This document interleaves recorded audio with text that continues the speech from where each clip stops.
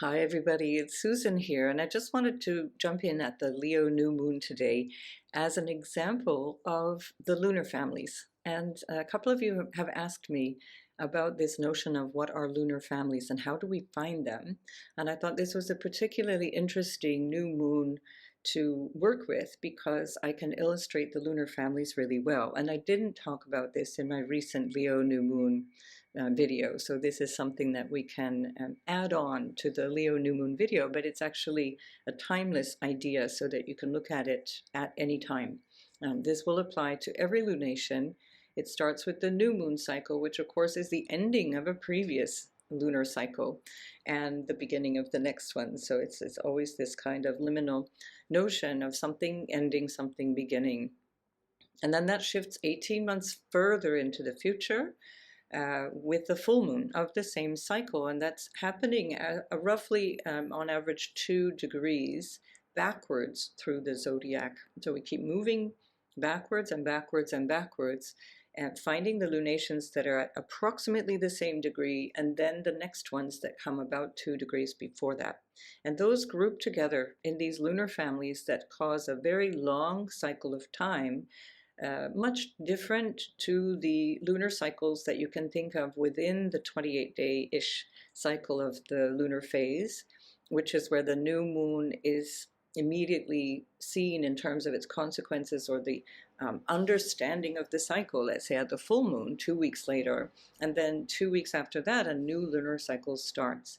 And the other way of looking at that is 6 months down the road, the lunation, let's say here in Leo, is going to be visible 6 months from now in the full moon part of that phase.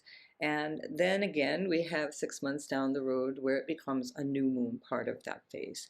So this dynamic is an ongoing process. It's something that we can track way back in time and notice that events that are important that are happening around the new moon or the full moon cycle are going to be rotating through time in different ways, in ways that we can track personally and even collectively. So here we're looking at that Leo new moon. It's at 2 degrees, it's opposite Pluto, so we know something significant is happening in this particular cycle. It's in a trine also to the Saturn-Neptune conjunction, particularly strongly because Saturn is almost 2 degrees and Neptune is just beyond the 2-degree point. It's the part of the bigger cycle of change that we're in 2025 and 26 with the sextile of Uranus that is also in a trine back to Pluto. So lots and lots of things that are unusual, let's say, about this particular time. The Venus square to Mars, Mars on the south node, is also a signature of this lunation cycle. So we want to think of this as expanding across the next 3 years.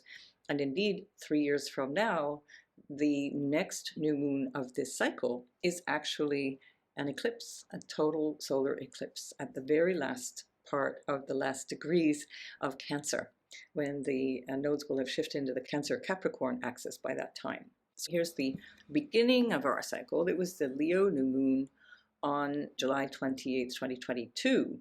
And that was happening at 5 degrees 38 minutes. So you can go back in your own experience of life at the end of July. And what I found quite interesting about this is the bigger story at that time was also a Mars nodal impact, but it was even more unusual because Mars was at the north node with Uranus, which is interesting in and of itself, but also it signifies Mars and Uranus, Mars north node in Taurus is something changing the structure of things. It's that Taurian sense of what we value and what we create in a three-dimensional sense.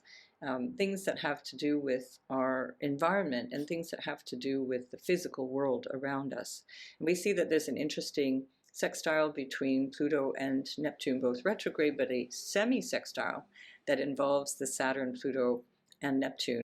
So a really big, an interesting new moon in and of itself that started the cycle that we're currently in back in the summer of 2022.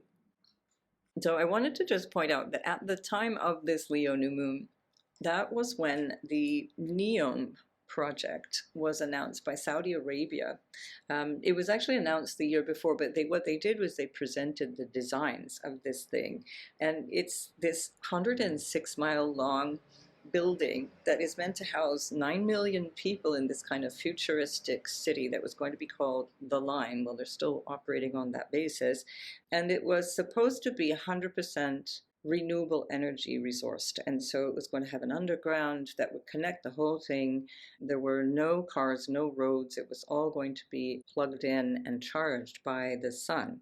So this NEOM project, if we look at today at the new moon of 2025, where we are at the 2-degree new moon at the end of this cycle, the expectation has been quite reduced. So here what we have when we find this Mars, Uranus on the North Node is wildly exaggerated ideas, and it can also be something that connects to engineering. And notice that Mercury is in Leo at this time in a square to Uranus, in a square to the nodal axis. And this Mercury is also where Mercury in 2025 stationed retrograde at 15 Leo. So I thought that was a really interesting significator of this, the Line project.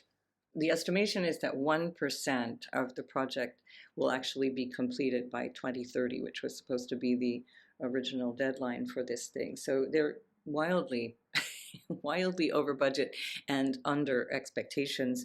So it'd be interesting to see actually how the thing pans out. It's met with an enormous amount of backlash, which, by the way, was a lot to do with the environment. The environmental backlash of this project. So look up The Line, Saudi Arabia, and you'll get lots of information about that. So this is a cycle that we're completing, and as I check the news at this new moon, definitely not anywhere close. I think they've accomplished something in the realm of a couple of 100 meters worth of actual usable construction.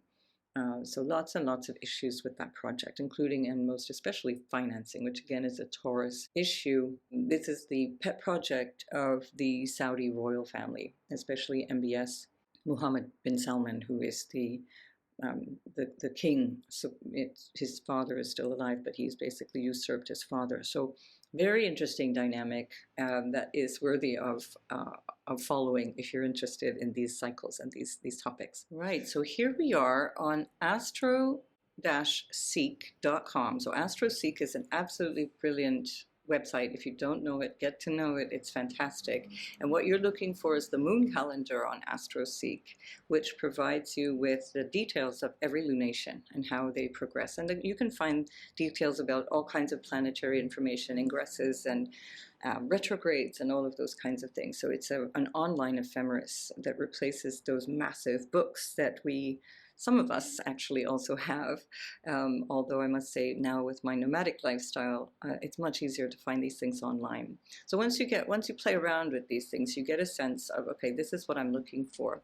Now, we're looking at, from the AstroSeek 2022 cycle of the lunations, we're looking for the Leo new moon, and that's the July 28th, 2022 new moon that I just showed you. Okay, so that's 538 of Leo. And then what we're going to do is go about 18 months ahead. So what we want to do is go right into 2024. So look what happens if we look for the full moon in Leo in 2023. That's not the pair, that's not the family partner. So that one is at 1640. It's part of another lunar family. That's not part of this story because it's not the same degree story.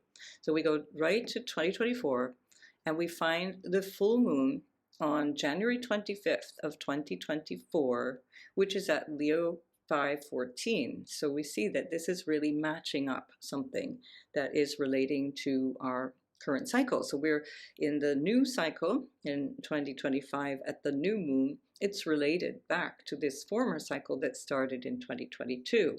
And our new moon is the end of that cycle here in 2025. So this is January 25, 2024. You can think back in time, you can check that chart out. I won't look at each of the individual charts because we'll be here too long. I just want to show you the principle of this, okay? Then we want to go forward in time again, 18 months. And here what we want to find is the Leo full moon. And here on the 24th of July, as I'm doing this video for you, we're at the Leo new moon, which is at 2 degrees. It's actually 2 degrees 8 minutes, but I think we can give them the margin. But anyway, it depends on your software. 2 degrees 8 or 2 degrees 7 minutes, depends on how you're marking that. Right, and then we can go forward in time. Now we know that 24th of July 2025 at Leo 2 degrees 7 minutes is this cycle that's beginning. So now we're going to go forward into time and we're going to look for the partner. No, not happening here, not happening in 2026. We go to 2027. Oh, there it is. January 22nd, 2027, so a year and a half later, we have now the full moon in Leo, which is at 2 degrees and 14 minutes. So that's the peak of the cycle that we're beginning here. If you're watching this with me now in July, or even if you're watching this at any other time, you're going to use the same principle, looking at the degree, not the sign, not the zodiac sign. We're looking to follow the degree because these are groups of families of lunations that happen in the same sort of degree space within 2 degrees. So then we're going to go forward in time. So we've got 2027, January 22, and we're going to go forward in time. There we go. I'm going to go back and find the 22nd of July, 2028. We're finding the degrees that match up within 2 degrees. Now we're moving out of the Leo range. So even though this is part of the same lunation family, it's not necessarily following the zodiac sign. So this is what I want to show you. We're working backwards through the zodiac by degree. And here we have July 22nd, 2028. This new moon in Cancer at 2950 is also a solar eclipse, a total solar eclipse. Notice that the timing of the eclipse is not the same as the timing of the moon because the eclipse cycle is different to the lunar cycle. The eclipse is about where the nodes are. So there will be this little difference. So that's the story of the lunar families. Go back in time and forward in time. Each time there's a lunation, and look for the pairs of degrees that add up to within 2 degrees of each other. And you'll start to feel this story emerging in roughly 18-month cycles, so that the lunar families have a roughly 3-year cycle. And it really shows you an arc of a story that is quite fascinating. It's a story that you can really notice emerging in your life, and you can even look forward and think, okay, what am I planning ahead with? You can also do this, by the way, with the quarter moon cycle as well. I'm just not showing that here because that would be a much longer video. So what will be happening today on the 24th of July 2025 is going to be completing that cycle at an eclipse. We can see the importance of this lunation today, and even if we want to see the actual chart, I'll just click on the new moon chart since we're really just talking about the lunation. We can see that that chart is actually quite extraordinary. And that chart, here they don't do the delineation of the houses because they don't have a particular house system that they're working with. But we see that that chart has a very close conjunction from Mercury on the south node with the 2950 degree new moon at this eclipse cycle. So again, really interesting dynamics, and something that you can play around with in your own life, going back and forward in time. This cycle that we're looking at from 2025 will find its completion and a new start at a total solar eclipse 3 years down the road. I hope you found this useful. Ask questions in the comments section if you have any technical questions about the notion of using these lunar family cycles. All right, so good luck with that, and I'll see you in the next video.